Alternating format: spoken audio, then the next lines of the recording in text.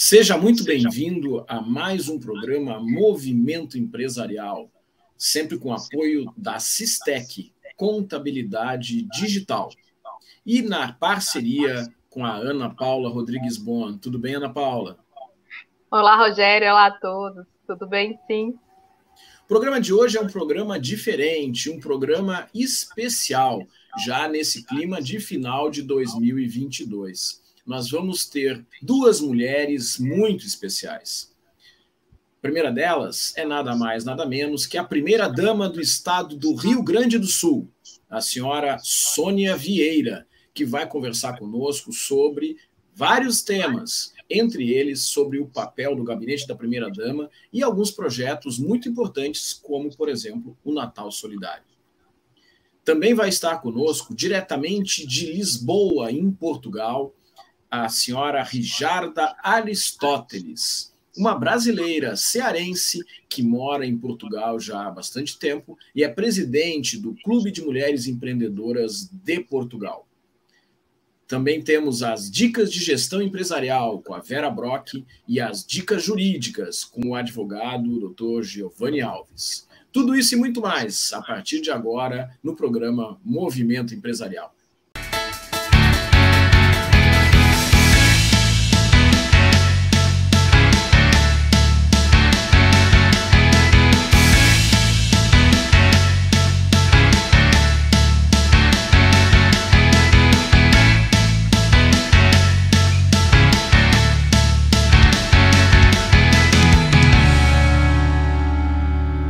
Neste primeiro bloco do programa Movimento Empresarial, nós temos uma convidada muito especial. Uma pessoa que abriu espaço na sua agenda super complicada para receber o programa Movimento Empresarial e conversar sobre alguns temas muito importantes. Nada mais, nada menos que a primeira-dama do estado do Rio Grande do Sul, Sônia Vieira. Muito obrigado. Bom dia, Rogério. Bom dia, Ana Paula. É uma alegria, uma satisfação estar aqui, né? Que bom que a gente conseguiu essa agenda. Eu já estava prometida há um tempo, mas tudo, como diz a Ana Paula, tudo a seu tempo, né? E deu certo.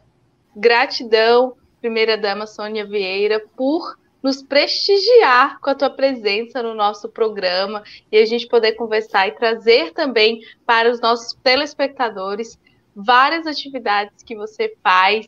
Muita gratidão por aceitar esse convite. Tudo sempre acontece na melhor hora possível. Para os nossos telespectadores conhecer mais sobre a sua trajetória profissional, não somente como a de primeira-dama, mas também como profissional da área de serviço público, traz um pouco da sua trajetória, os pontos que você acredita serem mais importantes e destacar aqui para a gente. Eu sou da área pública, eu fui da área privada, eu trabalhei em banco, né, na área financeira. E daí, depois, entrei na área pública em 2009, entrei na Prefeitura Municipal de Esteio. Lá eu fui diretora de arrecadação e despesa, trabalhei até dezembro de 2016. Nessa trajetória dentro da Prefeitura de Esteio, então, eu trabalhava na área tributária, trabalhava na área de despesa, né, orçamento. E isso foi muito importante, dá um conhecimento, a área fazendária ali dá um conhecimento imenso, né, na parte pública. E trabalhei, então, assim, com a equipe de tributária, a gente fizemos a implantação da nota fiscal eletrônica no município, atualização do código tributário na parte do ISS. E isso é muito importante, e a troca com os contribuintes, né, e com os fornecedores do município e todo esse envolvimento que tem a área pública, né, no serviço público. Isso é muito bom e eu gosto de pessoas, né, então trabalhava bem parelho, assim, atendimento de balcão, o público interno e externo, como a gente diz, né, mas muito bom, aprendi bastante. Saí em 2017, então, eu passei pela Assembleia Legislativa, era um outro público, né? Lá eu analisava projetos que estavam em pauta, né? Conversava, então, a assessoria aos deputados, na parte da bancada, né? Na parte do que ia estar em votação, do que era aquele projeto, então fazia essas análises e passava, né, por uma assessoria. E depois, em 2018, então, eu assumi a FASC no sentido do planejamento orçamentário. Então, eu trabalhava na assessoria de planejamento da Fundação de Assistência Social e Cidadania no município de Porto Alegre. É um outro mundo a FASC, né? A gente trata justamente com a assistência social, onde ela é muito forte. A FASC trabalha acolhe pessoas de 0 a 100 anos, né? Na área de acolhimento, na área de pessoas em vulnerabilidade social, né? Moradores de rua, acolhimento de idoso, de criança, de adultos. Então, a gente, junto com as diretorias, né, a técnica e a diretoria e a presidência da FASC, se fazia esse planejamento orçamentário para o todo, né, desse atendimento. E em 2021, fevereiro de 21, eu venho, então, a ser diretora administrativa do DEMAI, né, e ainda me encontro como diretora administrativa do DEMAI, Departamento Municipal de Água e Esgoto do município de Porto Alegre. Um outro desafio também, mas por todos os lugares que eu passei, eu levo todos no coração, porque a gente aprende todos os dias.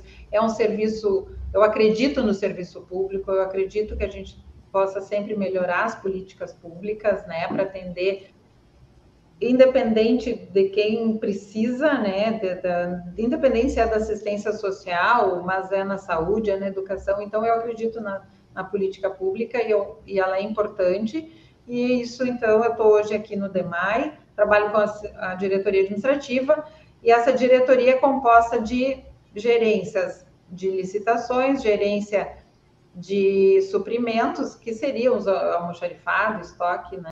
A gerência de pessoas, a gerência financeira e a gerência que a gente chama aqui de serviços compartilhados. Isto, o que é essa gerência de serviços compartilhados? Assim, é o que é comum a todas as demais diretorias. Então, ela é uma área meio, a diretoria administrativa, ela é uma área meio. Então, a gente cuida da conservação no sentido de limpeza, de portaria, segurança, veículos, enfim. Então, a gente tem essa gama também. Mas é muito bom, é muito gratificante. É muito interessante, primeira-dama, porque as pessoas muitas vezes não imaginam exatamente o trabalho que é executado pelos entes públicos, pelas pessoas que estão dentro de uma atividade da área pública. Eu gostaria de lhe pedir também para comentar um pouco a respeito do gabinete da primeira-dama. Como é que funciona o gabinete da primeira-dama? Quais são as atribuições do gabinete da primeira-dama, as responsabilidades que estão também sob a sua atribuição e responsabilidade? Bom, o gabinete da primeira-dama, ele é instituído em 24 de maio. O que acontece antes, né? Rogério Ranolfo, então, era vice-governador e toma posse como governador do estado em 31 de março. Abril, a gente ficou conversando e vendo o que tem, o que não tem, até para conhecer e verificar, né? Porque também quais são as atribuições de uma primeira-dama, de que forma iria se concretizar, né, se balizar esse gabinete. Então, depois de algumas reuniões com a parte técnica, com a área técnica, então tem um decreto que institui o gabinete da primeira-dama em 24 de maio. Esse gabinete, propriamente, ele não tem um local físico. Ele utiliza a mesma estrutura do gabinete do governador do estado. E aí as pessoas que me assessoram também estão vinculadas ao gabinete do governador. E então, dentro disto, a gente começou a trabalhar. A questão da primeira-dama, né, e o decreto, a gente deixa isso bem claro, ela é uma linha transversal a todas as demais secretarias, mas com um intuito mais na área de educação, na área da assistência social e na área da saúde. Que pese ela tenha essa prerrogativa, né, mas eu achei importante ter um decreto que institui o gabinete da primeira-dama, até para que dê uma formalidade, para que a gente haja com tranquilidade, com transparência, né, junto às demais secretarias, para que haja um bom movimento, né, tanto de uma parte como de outra. Então, se instituiu, e o gabinete está completando agora no dia 31, então são 9 meses aí que a gente está à frente do gabinete. Eu não tenho, repito, né, eu não tenho todo um formato, né, assim, várias, mas tenho a minha assessoria, que é maravilhosa, e faço aqui esse registro público, né, tenho a Ângela, que, enfim, ela é maravilhosa e me auxilia muito. E a gente vai tocando o gabinete. Ana Paula. Contribuo aqui com essa homenagem pública para a Ângela, porque realmente a Ângela é uma querida. Gratidão por todo o apoio, por todo o carinho de sempre, e que ela continue aí com esse trabalho maravilhoso que ela executa. Parabéns, viu, Ângela? Mas, primeira-dama, a senhora falou sobre as questões de melhorias para as políticas públicas e as ações do gabinete voltada para a questão de educação, assistência social e saúde.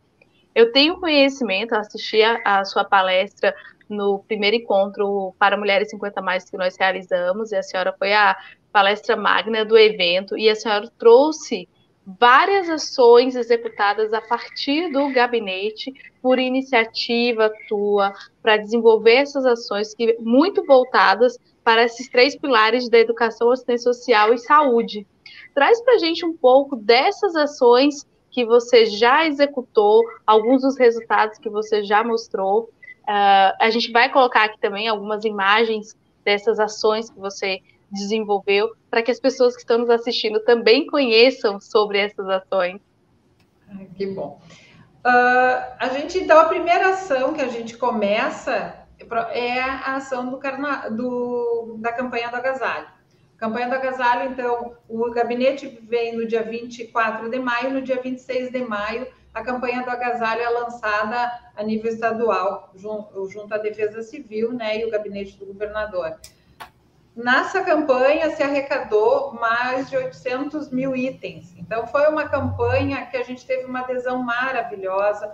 Para mim, era gratificante quando alguma entidade entrava em contato, né, com o nosso gabinete, dizendo assim, quero me associar, né, quero ser um parceiro para arrecadar, e para ser um ponto de arrecadação, para trabalhar, e quando chegavam essas doações. Então, isso foi muito importante, e 800 mil itens, né? Isso é muito bom, é um número grande. Já me perguntaram assim, mas tu tem meta? Não, né? A campanha do agasalho, a gente não trabalha com meta.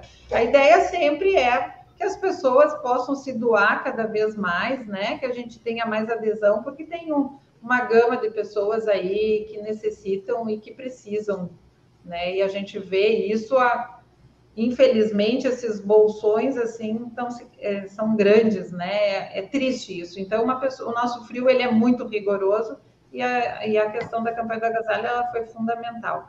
Na sequência, então, nós temos, entre outras, o Outubro Rosa, né? Fizemos essa ação, fizemos uma ação com as gurias da Brasil Sem Fresta, que é um outro projeto. Elas não são ONG, são pessoas voluntárias e que entenderam a necessidade de fazer esse ajuste, né? Esse trabalho em relação às caixas de leite que tapam, né? Brasil Sem Fresta, tapam as frestas das casas das pessoas mais vulneráveis. Isso tem quase 8 graus de diferença da rua para dentro de casa. Isso é um isolamento térmico. Trabalha, então, a questão da vulnerabilidade, trabalha a questão da saúde aí, né? As gurias fizeram, se não me engano, acho que mais de 50 casas, né? Nesse período que elas estão. E então conseguimos, para que elas possam também se organizar como uma organização, que elas possam se constituir. A gente fez apadrinhamento, né, entre a entidade que fabrica os leites, né, uma representação e entre elas, para que elas consigam, então, se firmar, né, e venham a ter também outras possibilidades de recurso, elas possam se constituir e sair não só da questão voluntariada, mas elas de uma forma mais organizada, né. Também fizemos outras conversas também com o Instituto do Câncer Infantil. É muito importante, é uma ação muito importante, né? Eu visitei o Hospital São Francisco de Paulo, que fica em Passo Fundo, onde uma ala nova foi totalmente reformada para acolher as crianças, adolescentes, né, os jovens, somente na parte oncológica. Isso é o dado que me foi passado, assim, que a cada ano 100 novos casos de crianças com câncer vêm, né? São novos. Isso é triste tanto para a criança, né? Para o jovem. Na verdade, a palavra câncer ela já é para todos, né? Mas quando ela trata assim de crianças, e a criança, para mim, ela representa assim o recomeço, vida. E aí, quando tu tem isto, né, esse diagnóstico, lá eu vi umas 2 meninas que eu pude estar perto, assim, meninas que estavam lá com 8 anos, já estavam 6 meses internadas. Isso é muito triste para uma família, né, e cansativo para aquela criança. Então, essa questão do Instituto do Câncer Infantil, aqui de Porto Alegre, ele faz um trabalho excelente, ele é muito bem organizado, a gente sabe que chega em quem precisa, e estamos agora na questão da implementação da casa de acolhimento para o tratamento, ele é paliativo, não é um trabalho ainda, o tratamento paliativo ele não é tipificado nem no SUAS e nem no SUAS, que é da assistência social, e nem na parte do serviço de saúde. Mas a casa está pronta, está linda aquela casa, mas eles não conseguem colocar na vida, no dia a dia, por falta do custeio, né? Então, primeira-dama, deixa eu lhe pedir a gentileza, a gente vai ter que chamar agora a Dicas de Gestão com a nossa colega Vera Brock, e no terceiro bloco a gente vai continuar falando sobre a Casa de Acolhimento e também sobre outros projetos, como, por exemplo, que eu sei, o Natal Solidário. Então, também. Vera Brock, é contigo.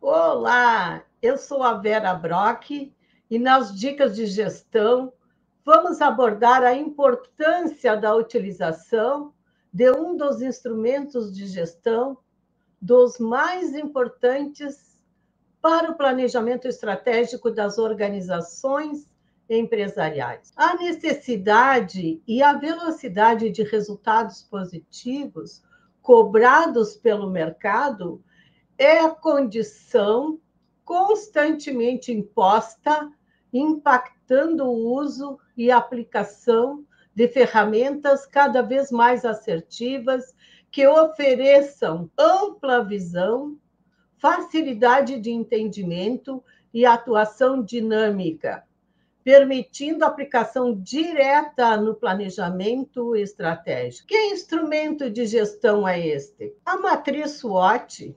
Estão, então, traduzindo para o português e para ficar bem simpática, não só para os líderes e gestores empresariais, mas também para os nossos acadêmicos, traduzimos, ou seja, definimos a matriz SWOT como a FOFA.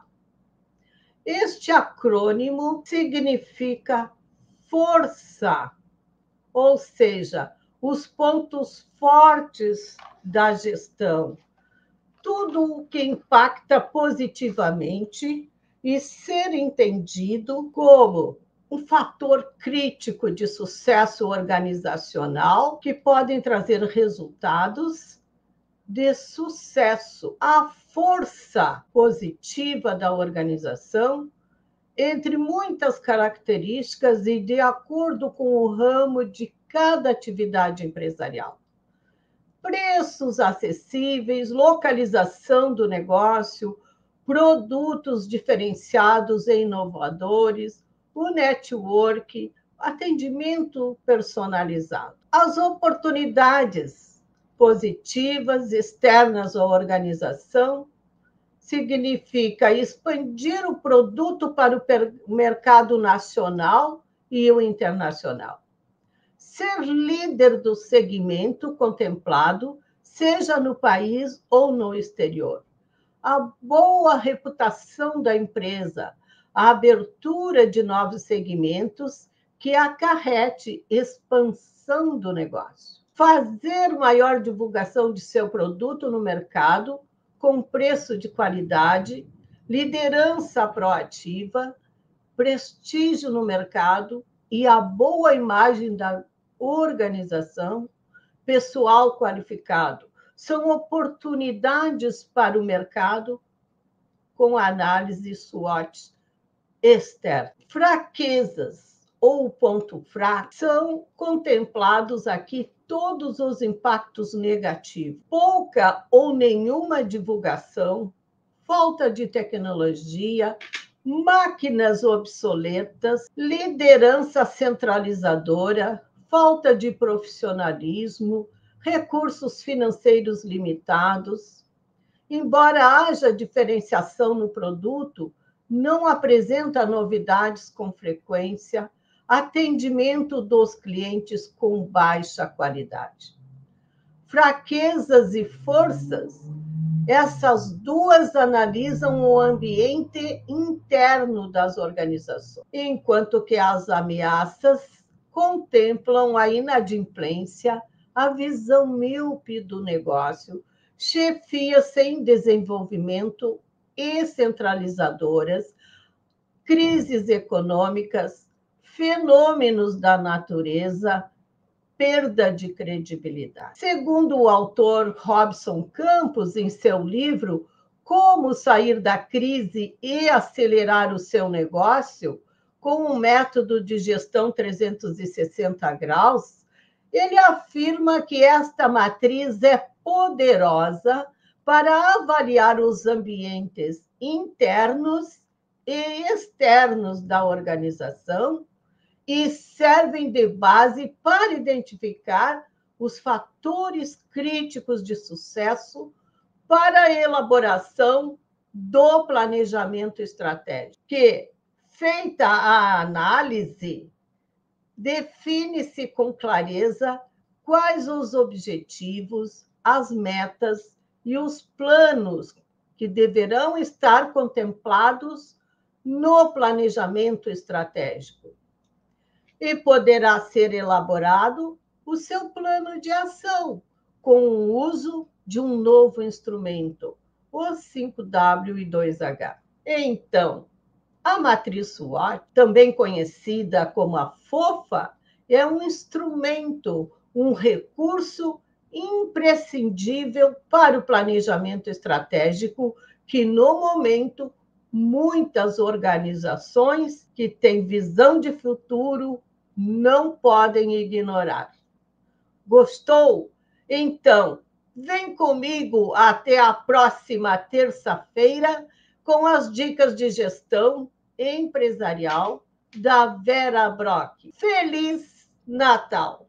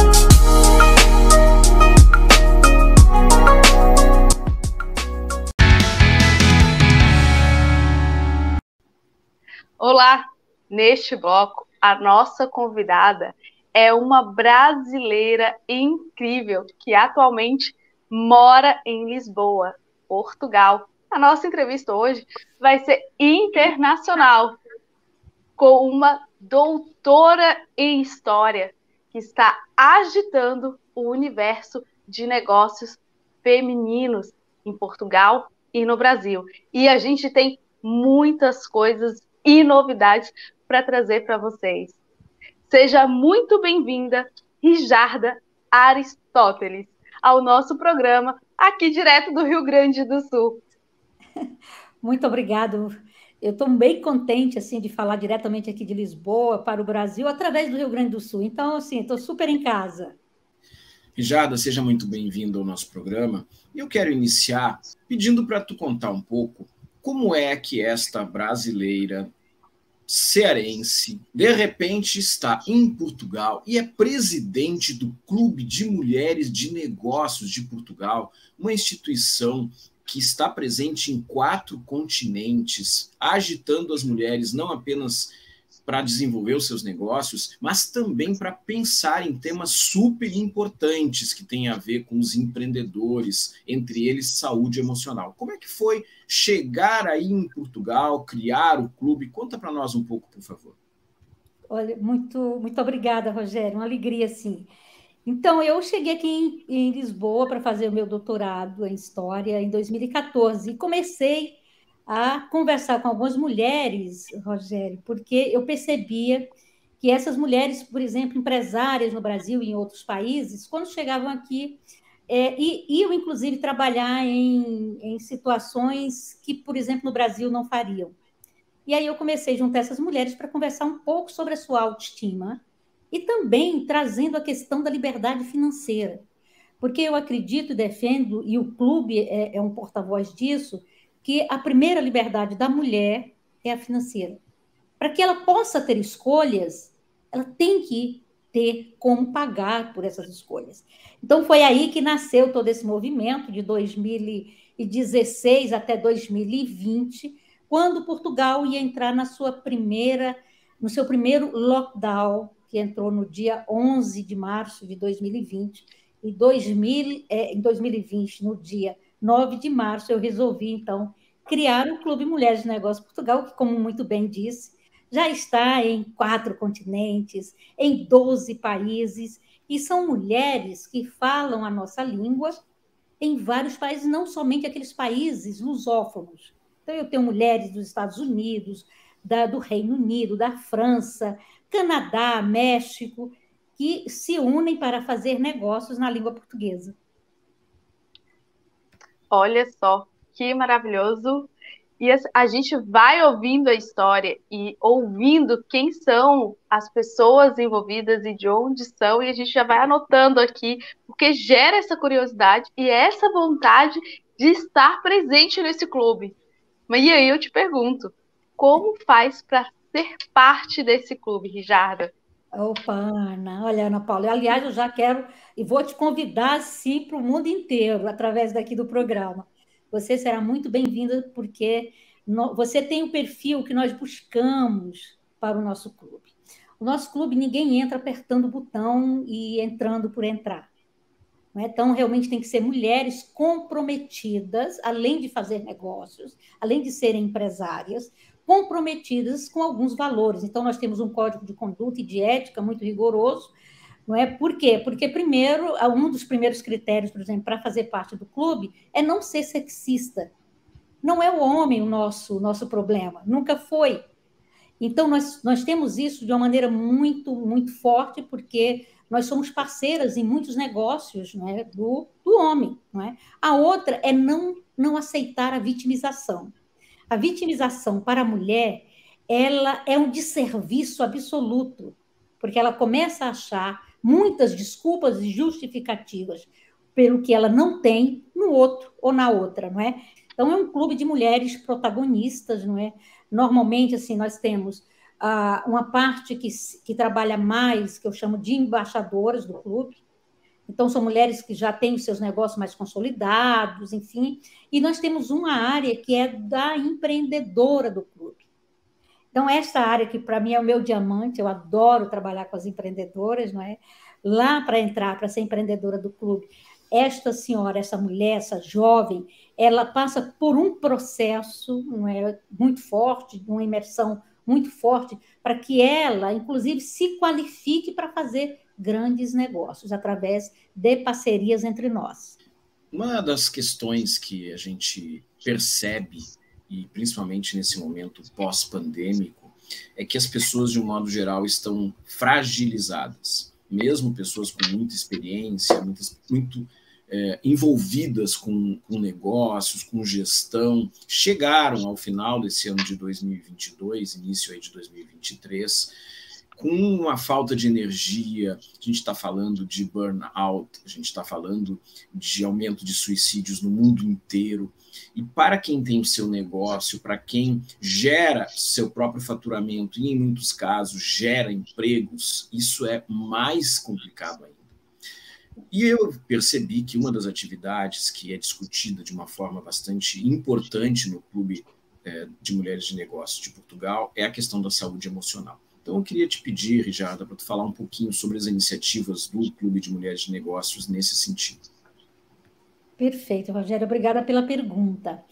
Quando nós criamos o clube, o que é que eu percebi? Que a primeira pessoa que sofreria muitas consequências desse lockdown, que eu não imaginava que demorasse tanto, seria exatamente a mulher. Por quê? Porque haveria fechamento dos negócios, haveria demissões, não é? E a mulher, ela, principalmente aquela empresária, aquela empreendedora, ela teria que voltar para casa, não por escolha, mas por uma imposição de um momento global. Então, ela iria voltar, quer dizer, perder aquilo que ela já tinha conquistado, iria voltar e iria se deparar com o marido que muitas vezes também iria perder o emprego ou teria que trabalhar dentro de casa, voltaria a ter os filhos todos dentro de casa, não é? E não tenha dúvida que quem comanda o lar é a mulher. Isso aí não tem nada a ver com feminismo ou menos feminista. Tem a ver com o entendimento de que são os valores da mulher que devem ou já estão, não é, no comando da gestão familiar. Então, essa mulher iria voltar para casa. E claro que isso causa dores emocionais muito fortes. E aí, quando eu estava no Brasil, eu era presidente do Instituto de Inteligência Emocional Feminino. Eu tive, quando lancei o clube, de deixar esse instituto dormindo para poder dar vida ao Clube Mulheres de Negócios Portugal. Quando foi em 2020, esse ano, na realidade, 2022, nós fizemos aqui em Portugal o nosso primeiro congresso presencial, em março, para comemorar o aniversário do clube. Então, nós tivemos 110 mulheres de vários países aqui reunidas, não é, em Portugal, no Porto e em Lisboa. Veio uma caravana enorme do Brasil. E nesse congresso nós resolvemos criar um núcleo de saúde emocional, exatamente para trabalhar mais diretamente a mulher de negócios no equilíbrio das suas emoções, para que ela seja um ser equilibrado e, portanto, um ser que consiga gerenciar melhor tanto a sua família, o seu lado pessoal, quanto o seu lado empresarial, que, de fato, gente, não existe essa separação, né? Às vezes a gente fala só com a licença poética, mas não existe. Eu não posso ser uma pessoa estressadíssima no trabalho e uma fantástica em casa. Não existe a mínima possibilidade, porque o ser humano é um só. E quando eu falo em ser humano, é tanto homem quanto mulher. Então, é urgente que todos nós, homens e mulheres, comecemos a olhar mais diretamente para quem nós somos e procurar não pagar tantos preços emocionais por, às vezes, bobagens. Então, é isso, Rogeriana, que nós, dentro do clube, começamos a olhar de uma maneira muito cuidada para as emoções das mulheres de negócio do nosso clube. A semana passada, nós realizamos, inclusive, o nosso primeiro Summit de Saúde Emocional. Então, assim, apresentando ao mundo as nossas experiências e trazendo profissionais, especialistas, mas principalmente mulheres de negócios comuns. Não existe heroína, não existe supermulheres.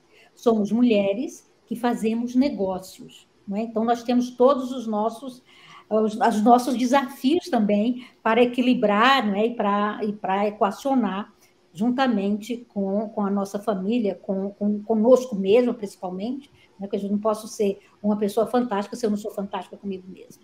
Então, é um pouco isso que a gente traz, esse olhar para dentro de um clube de negócios que é muito focado em negócios, não é? Mas a gente entende que a questão emocional é uma questão de saúde pública, praticamente, hoje, não é? Gratidão, Rijarda. O que você está trazendo é muito importante e esclarecedor, porque muitas vezes o que é transmitido e muitas vezes entendido pelas pessoas que ouvem falar do empreendedorismo feminino é justamente o viés da liberdade financeira. No entanto, a gente sabe que muitas mulheres passam por situações complexas, principalmente com os seus companheiros, por causa da falta de liberdade emocional. Muitas vezes são mulheres que têm a sua liberdade financeira, no entanto, se sentem presas àquele companheiro ou a uma situação por falta desse cuidado emocional. Nós somos seres indissociáveis do nosso perfil pessoal e o nosso perfil profissional. Somos um só e é importante mesmo tu trazer isso bem caracterizado, porque principalmente no empreendedorismo feminino atual, a gente tem que lidar com os negócios e com a família. Muitas vezes essas mulheres são as mulheres responsáveis pela família, tem que se lidar e aprender a se lidar para que tenha esse equilíbrio emocional dentro desse contexto onde, na maioria das vezes, as mulheres são responsáveis pelos negócios, pela casa e pela família.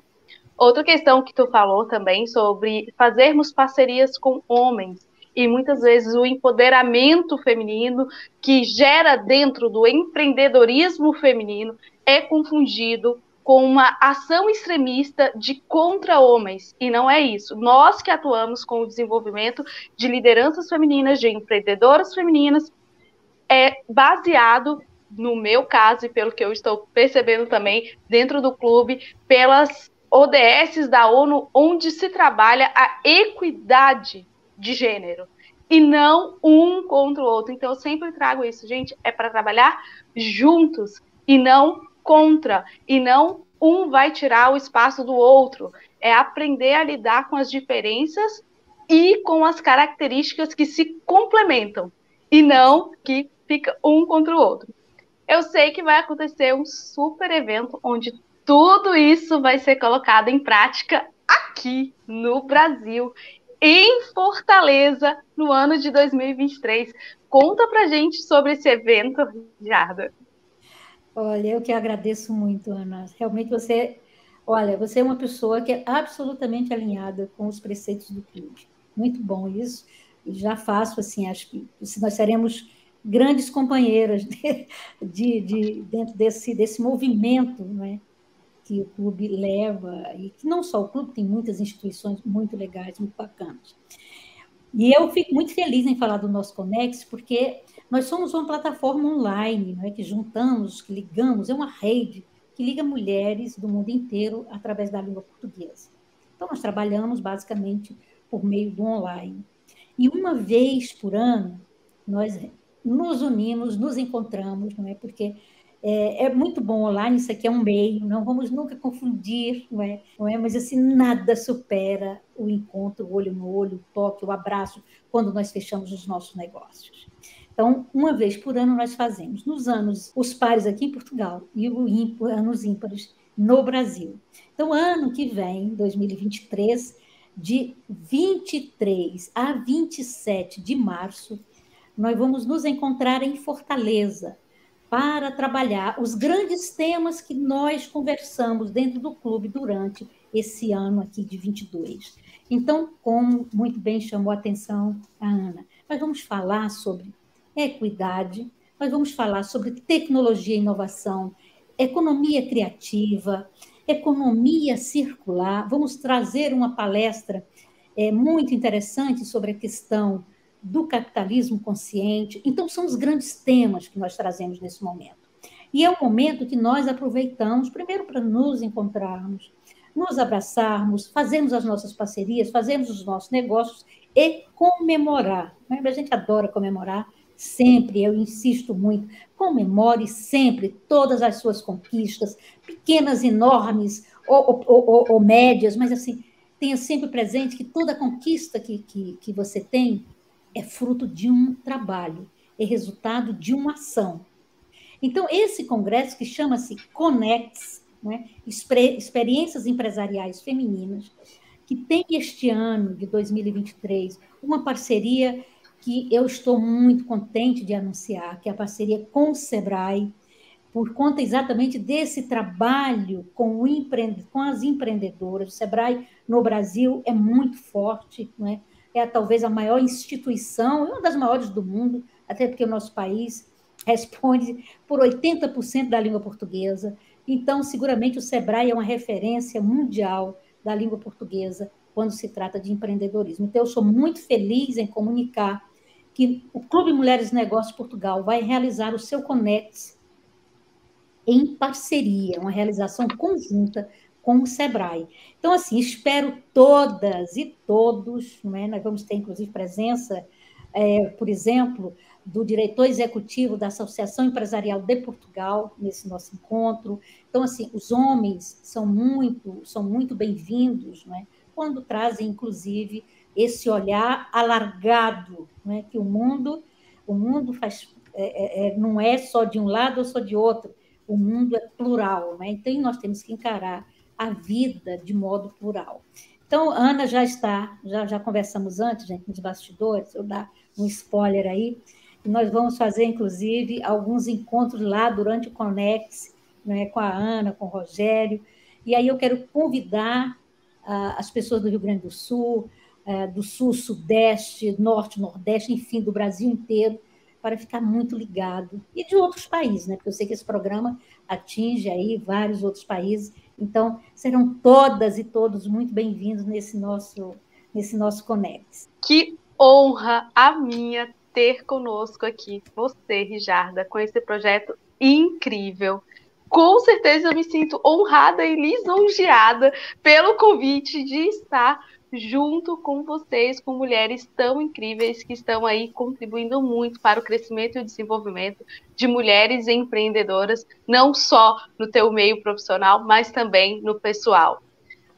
Nosso momento, nossa entrevista está chegando ao fim, nosso tempo passou muito rápido, agradeço muito a tua participação e com certeza quero vê-las aqui novamente, as pessoas do clube, as mulheres do clube e você também, Rijarda Aristóteles. Muita gratidão e até uma próxima.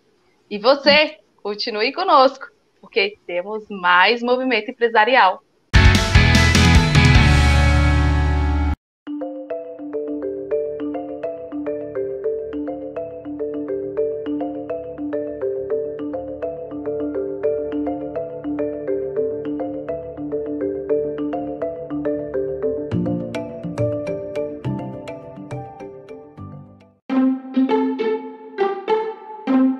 A gente vive as praças de Porto Alegre. A gente vive de um lado para o outro da cidade. A gente vive a orla. A gente vive uma cidade mais iluminada. A gente vive a nossa arte. A Prefeitura de Porto Alegre trabalha todos os dias para entregar a cidade que os porto-alegrenses merecem. E você também pode fazer a sua parte, não jogando sujeira no chão, separando o seu lixo e respeitando aquilo que é de todos, inclusive seu. Vamos cuidar e fazer de Porto Alegre uma cidade ainda melhor de se viver. E se a gente vive, a gente cuida. Prefeitura de Porto Alegre.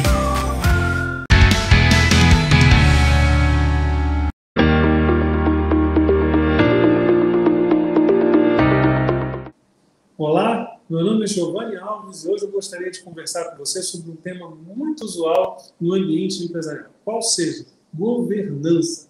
Certamente você já ouviu esse nome, essa expressão de governança. Mas, Giovanni, governança diz respeito a mim? Eu tenho uma empresa pequena, uma micro, uma pequena, uma média empresa e falar sobre governança Diz respeito à minha realidade? Sim, diz respeito. Quando a gente fala de governança, a gente está falando sobre a estruturação dessa empresa. E essa estruturação envolve a relação entre os sócios, a relação com terceiros, mas principalmente a forma como os sócios, como esses que exercem a atividade em nome daquela sociedade, vão se relacionar. E dentro disso, claro, a depender do tamanho, a gente pode falar da constituição de conselhos consultivos ou conselhos de administração. Existe a possibilidade de se estruturar a atividade de cada um dos diretores. Tudo isso faz parte de uma boa governança, de uma boa organização dessa empresa, de modo que ela possa exercer as suas atividades e, assim, proporcionar resultado aos seus sócios, sim, perante terceiros também, uma estruturação sólida, que faz, e isso é um grande ponto, quanto mais organizados, independente do momento que vocês estejam, mas quanto mais organizado, mais a gente está falando também perpetuação do negócio. Então, quando você pensar em governança, não estranhe, não ache, está falando de algo que é só para as grandes empresas. Não, a gente está falando de algo que envolve pequenas, médias, grandes, e que a cada nível quando pensamos em tamanho, por exemplo, a gente fala de uma estruturação, mas o importante é que as empresas, a sociedade, seja uma startup, seja uma grande empresa, pense nisso, organize-se, pense na sucessão, estruture-se de maneira que permita com que ela vá perdurar no tempo. Ok? Se você gostou desse assunto, tiver interesse em saber um pouquinho mais sobre governança, como é que se estrutura uma governança dentro de uma sociedade, se tiver dúvidas, entre em contato, vai ser um prazer conversar contigo e espero que, a partir desse momento, quando você olhar para a empresa, você saber, opa, existem pontos importantes para o crescimento dela que eu posso fazer. Um forte abraço. Até mais. Estamos aqui no terceiro bloco do programa Movimento Empresarial e nós estamos conversando nesse nosso programa com Sônia Vieira, que é a primeira-dama do Rio Grande do Sul. E você lembra, a gente estava falando sobre algumas ações vinculadas ao gabinete da primeira-dama, nós falamos sobre a campanha do agasalho, sobre a casa de acolhida, que é o que a primeira-dama estava justamente conversando e trazendo o fato de que ela está pronta, mas que ainda faltam algumas coisas para ela poder, de fato, começar a estar servindo para a sua função. Primeira-dama, por favor, pode continuar. Então, como eu estava falando, então como ela não é tipificada, a gente está fazendo esse trabalho junto ao Conselho Estadual da Criança e do Adolescente, e eles estão conversando e vão mostrar a casa, e isso vai passar, então, por uma audiência para ver o que o Conselho consegue ajudar. Isso é muito importante, né, e é necessário. Fizemos, então, várias ações pontuais, né, mas que resultaram, assim, quando a gente trabalha com carinho e trabalha com aquele prazer, né, eu acho que as coisas fluem e foi muito gratificante, todas essas, mesmo pequenas, dentro da Secretaria de Saúde também, além do Outubro Rosa, né, de fazermos aquela movimento, fizemos também a campanha de doação de órgãos, trabalhamos também com a Secretaria de Saúde, premiando onde tem mais, os municípios com maior adesão, para incentivar, né, porque a gente sabe que tudo é necessário.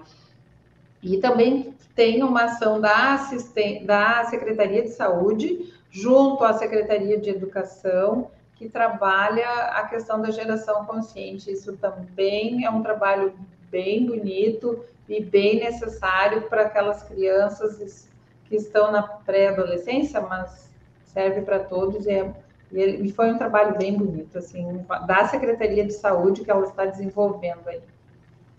Ana Paula. Perfeito.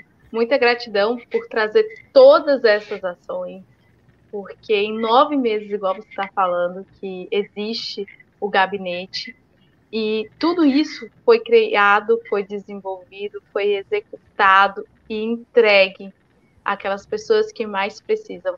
E não tem nada mais importante do que a gente olhar para o outro e poder contribuir entendendo as situações de necessidade que muitos estão passando e que é preciso a gente que hoje está numa posição diferenciada, graças a Deus, está ali, estender as mãos para que aquelas pessoas que estão precisando possam, de alguma forma, ser acolhidos.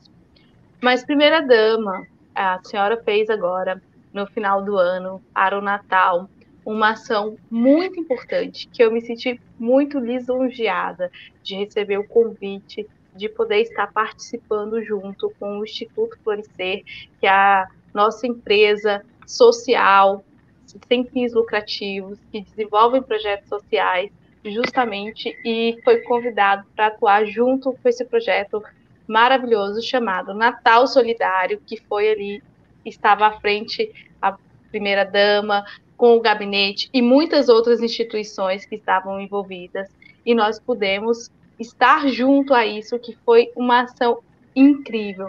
Conta pra gente mais sobre a ideia do Natal Solidário, como foi executar, algumas das pessoas, das instituições que estavam envolvidas, que eram muitas, para que a gente possa também incentivar que as outras pessoas dê continuidade a esse tipo de ação, né?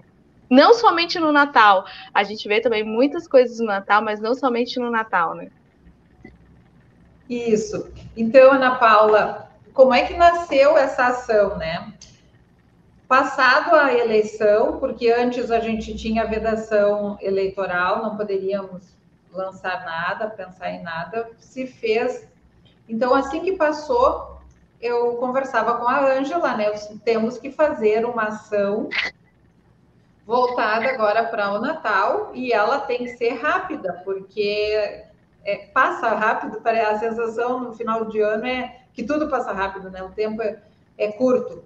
O que ainda nós elaboramos, então, e se elegeu as ilhas de Porto Alegre, essa região das ilhas, e colocamos, então, pensamos a ação, elaboramos, e eu chamei várias entidades, entre elas a Florescer, né, que foi uma parceira. Fizemos uma reunião online, acho que foi dia 10, dia 11 ali de novembro, e quando eu propus para aqueles parceiros, dizendo, olha, pensei essa ação, vocês concordam, vocês estão juntos? E assim, a minha alegria foi, sim, todos concordaram. E a gente estabeleceu, então, do dia 15 de novembro ao dia 2 de dezembro, o período de arrecadação. Eu confesso para vocês, né, que chegou assim lá no final, ali no dia 3, no dia 4, eu pensava assim, meu Deus, não vai dar certo, assim, sabe? Que daí tu começa a pensar assim, mas não chegou isso, não chegou aquilo. E enfim, né, dava aquele frio na barriga. Mas, assim, quando foi a multiplicação dos pães mesmo, né? E Natal tem isso, Natal é essa doação, é esse carinho, é a família junto, e houve aquela multiplicação e muito gratificante, e assim, sou muito grata a todos os parceiros, né, que se somaram e que entenderam da necessidade.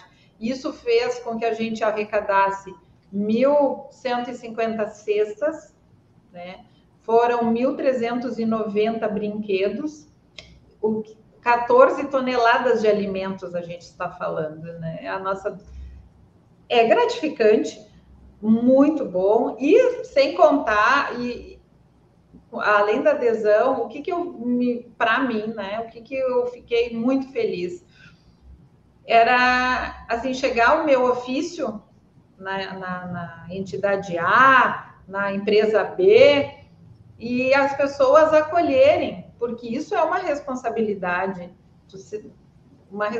é o teu nome que está ali, né? É a instituição Gabinete da Primeira-Dama, é a instituição Estado, e as pessoas serem receptivas, acolherem aquele pedido, e a ação fala por si só, né? E foi no sábado, no dia 10, foi maravilhoso. Aqueles olhinhos, a cada boneca, a cada bola, o lanchinho, tudo foi feito com muito carinho, com toda a energia de todo mundo, todos que estavam envolvidos ali.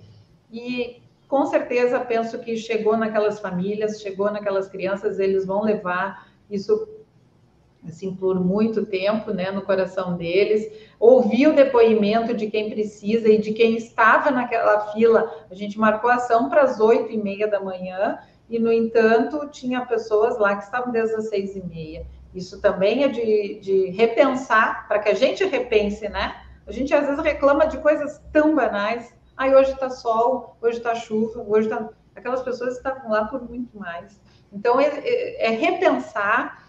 E quando eu escuto muito, em vários locais que eu fui, aí é a primeira vez que uma primeira-dama vem aqui, e onde eu passei, isso também levo para mim para sempre, por onde eu passei, eu fui muito bem recebida, eu fui muito bem acolhida, em todos os setores, em todas os lugares, né? Todas as casas onde eu fui muito bem recebida, muito bem acolhida, e eu só tenho a agradecer a toda essa disponibilidade do povo gaúcho. Agradeço muito também ao povo gaúcho que, tanto na campanha do agasalho, como agora nessa campanha do Natal Solidário, ela que atendeu ao nosso chamado, né? Assim como esses parceiros, mas também são gaúchos, né? E que se somaram, foi muito importante. Agradeço muito a todos eles, sou muito grata. E nós, como gaúchos, no geral, a gente é acolhedor, e isso foi muito bom.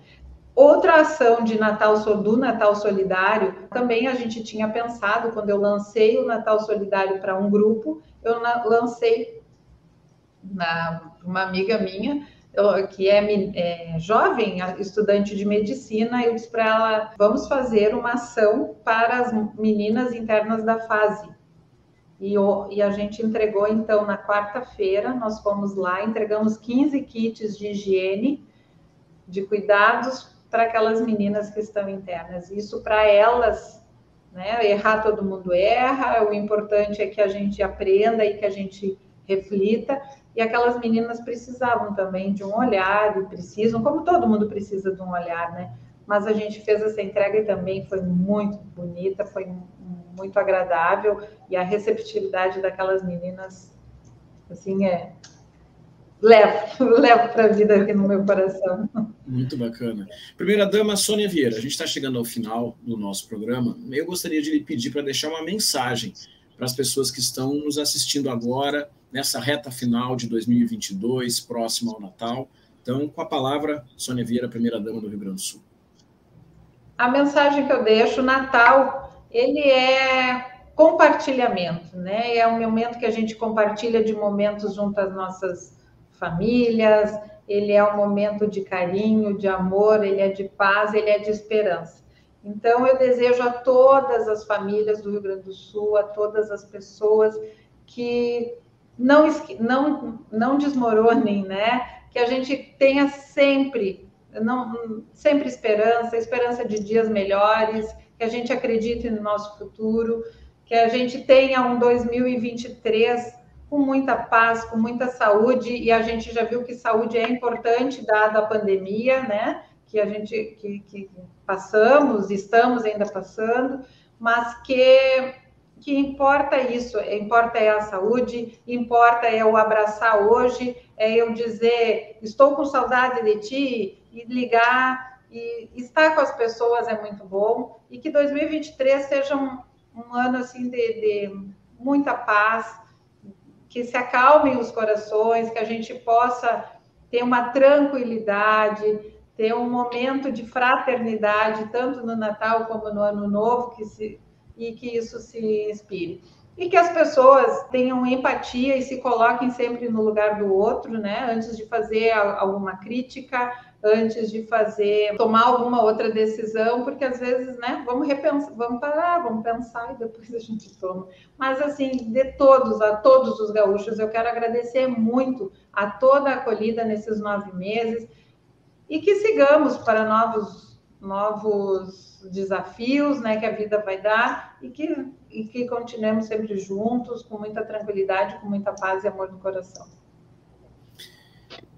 Muito obrigado, Sônia Vieira, primeira-dama do estado do Rio Grande do Sul, por essa entrevista aqui no programa Movimento Empresarial. Tá bem. Muito obrigada a todos, estamos à disposição para a próxima. Obrigada, Rogério, obrigada, Ana Paula. Se eu não vê-lo tão cedo tenham um bom Natal junto às suas famílias, né? Com muita paz e muito amor no coração. Amém, que assim seja. Gratidão.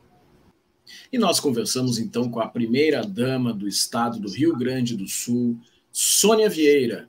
Muita coisa interessante, muitas atividades, né, Ana Paula, que ela desenvolveu.